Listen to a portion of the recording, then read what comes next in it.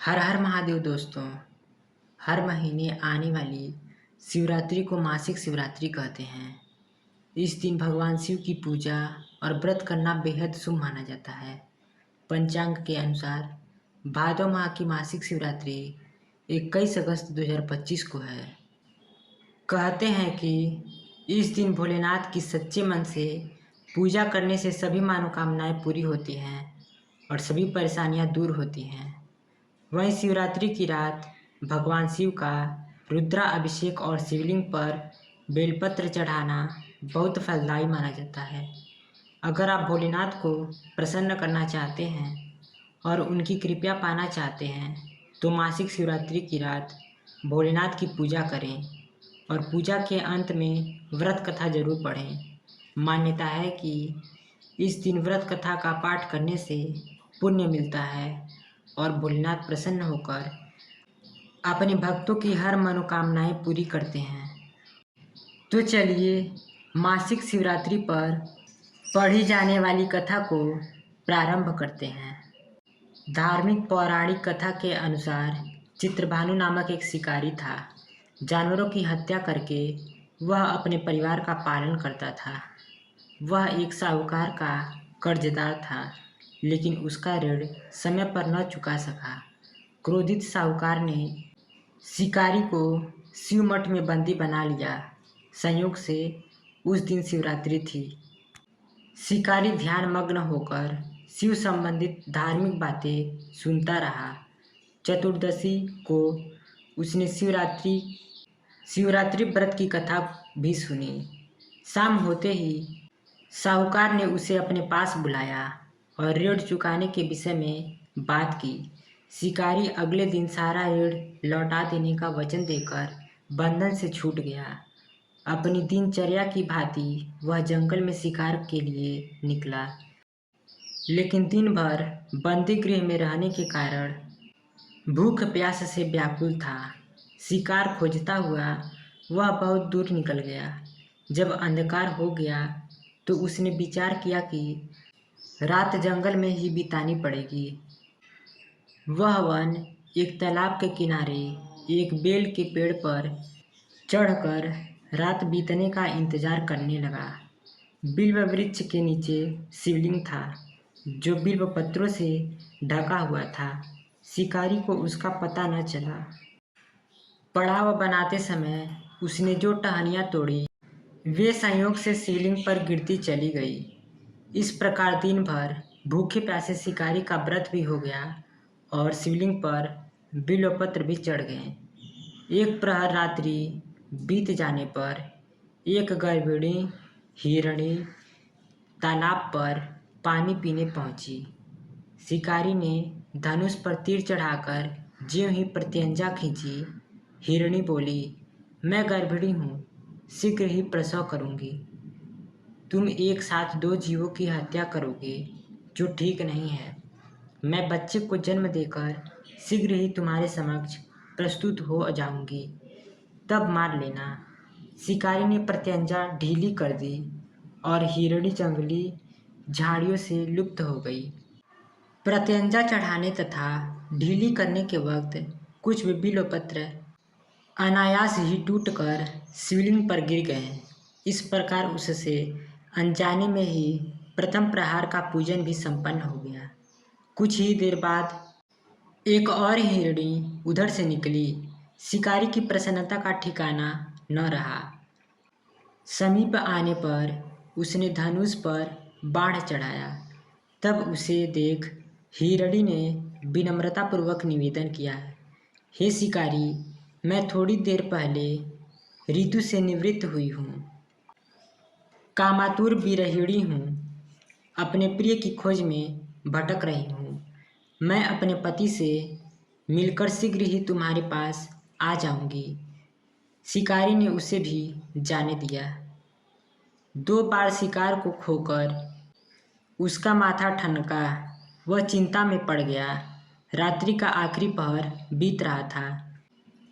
इस बार भी धनुष से लगकर कुछ बेलपत्र शिवलिंग पर जा गिरे तथा दूसरे पहर की पूजन भी संपन्न हो गई। तभी एक अन्य हिरणी अपने बच्चों के साथ उधर से निकली। शिकारी के लिए यह स्वर्णिम अवसर था। उसने धनुष पर तीर चढ़ाने में देर नहीं लगाई।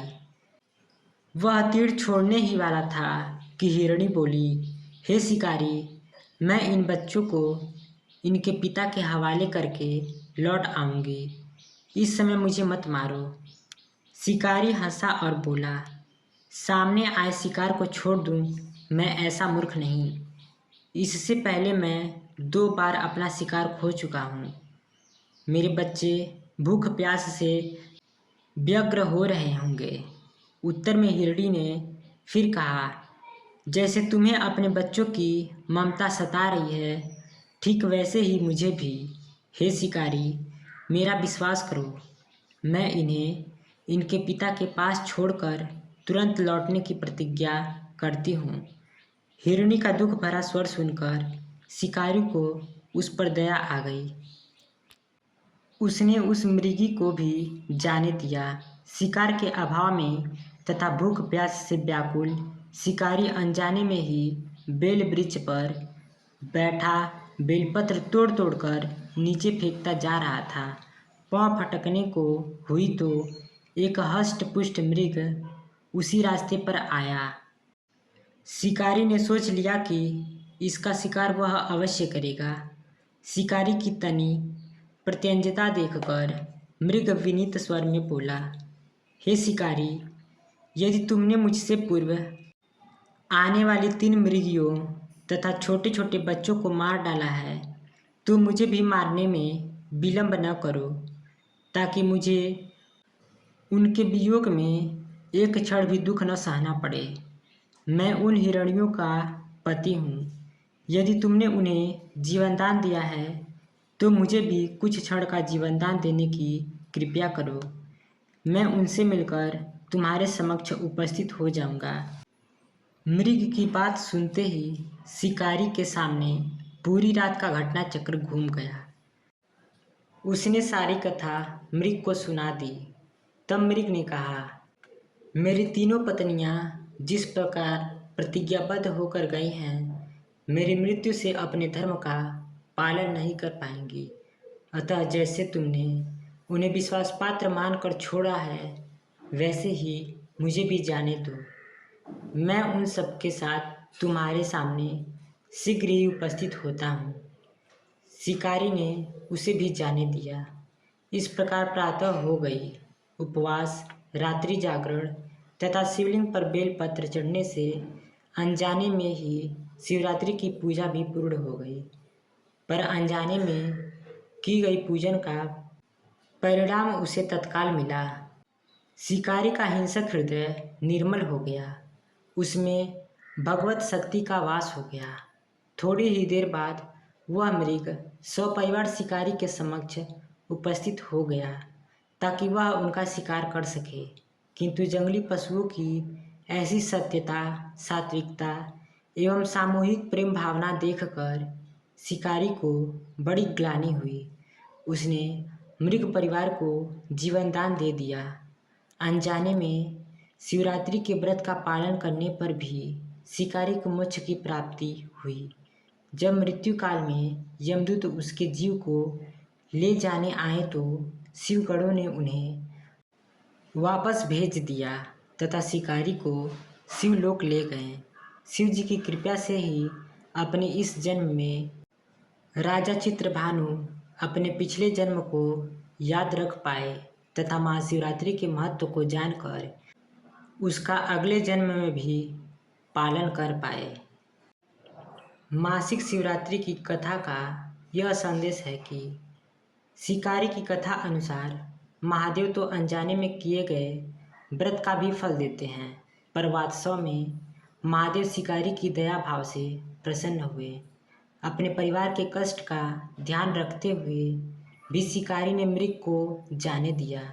यह करुणा ही वस्तुतः उस शिकारी को उन पंडित एवं पुजारियों से उत्कृष्ट बना देती है, जो किसी रात्रि जागरण, उपवास एवं दूध, दही, बेलपत्र आदि द्वारा शिव को प्रसन्न कर लेना चाहते हैं। इस कथा में सबसे महत्वपूर्ण बात यह है कि इस कथा में अनजाने में हुए पूजन पर विशेष बल दिया गया है। इसका अर्थ यह नहीं है किसी भी प्रकार से किए गए पूजन को स्वीकार कर लेते हैं अथवा भोलेनाथ जाने या अनजाने में हुए पूजन में भेद नहीं कर सकते। वास्तव में वह शिकारी शिव पूजन नहीं कर रहा था। इसका अर्थ यह भी हुआ कि वह किसी तरह के किसी फल की कामना भी नहीं कर रहा था। उसने मृग परिवार को समय एवं जीवन दान दिया जो कि शिव पूजन के समान है। शिव का अर्थ ही कल्याण होता है। उन निरीह प्राणियों का कल्याण करने के कारण ही वह शिव तत्व को जान पाया तथा उसका शिव से साक्षात्कार हुआ। परोपकार करने के लिए महाशिवरात्रि का दिवस होना भी आवश्यक नहीं है। पुराण में 4 प्रकार के शिवरात्रि पूजन का वर्णन है। मासिक शिवरात्रि, प्रथम, आदि शिवरात्रि तथा महाशिवरात्रि। पुराण वर्णित अंतिम शिवरात्रि है नित्य शिवरात्रि। वस्तुतः प्रत्येक रात्रि ही शिवरात्रि है। अगर हम उन परम कल्याणकारी आशुतोष भगवान में स्वयं को लीन कर दें तथा कल्याण मार्ग का अनुसरण करें, वही शिवरात्रि का सच्चा व्रत है।